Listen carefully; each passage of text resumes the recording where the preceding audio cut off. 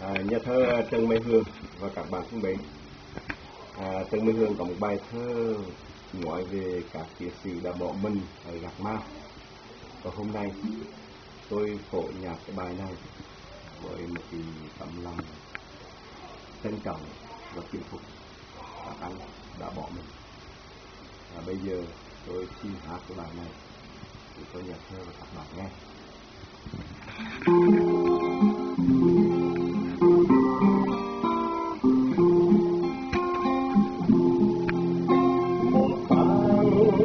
Qua Gạc Ma lật sóng tình qua đêm lúc đi đấy rồi ngày trường xa bóng đó, nỗi đau nào khép cứ nỗi đau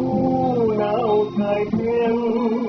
ngọn gió tiếng buốt nghiêng tiếng vui khối ngang trùm màu xanh đặt quanh những tầng buồn tiếng vọng từ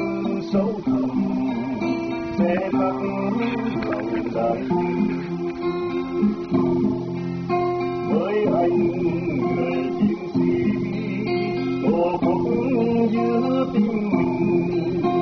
đường đài là lũy thép của tấm lòng kiên trung nơi các anh ngã xuống máu đã thấm xa mồ đưa mình xuống biển đảo ôm tổ quốc thiêng liêng anh lính hòa sóng biết cứ toàn tình người anh lính hòa sóng biết toàn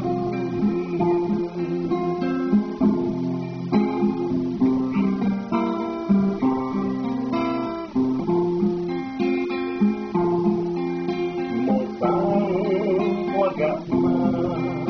lật sóng qua đêm lúc địa đấy rồi ngày trường xa bồng đó, nỗi đau nào khép cứ nỗi đau nào cài khen ngọn gió thiên hút nghiêng biển vui mình khói nhang trùm màu sông đặt quanh những tầng buồn tiếng vọng từ sâu sẽ thắt lòng đại dương người chiến sĩ tổ quốc giữ tim mình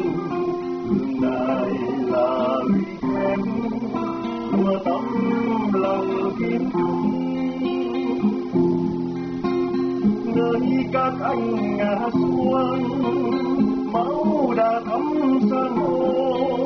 đưa mình dính biển đảo ôn tổ quốc thiêng liêng anh lính hòa sóng biết cứ tỏa hướng tình yêu anh lính hòa sóng biết tỏa hướng